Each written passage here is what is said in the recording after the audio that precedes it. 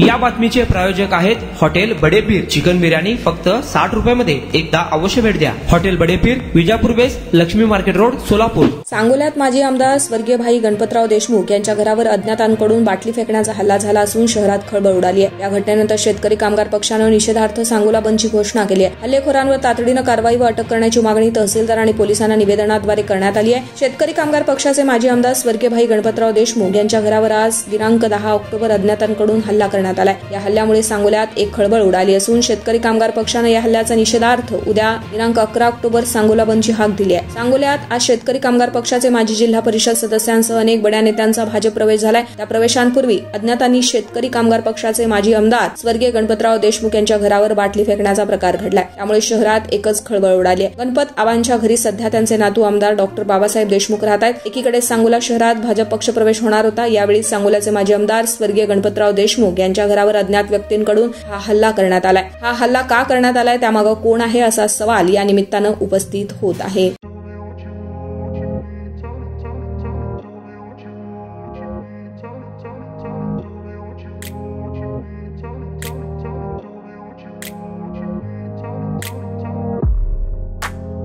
सोलापुरातील प्रसिद्ध हॉटेल बडेपीर।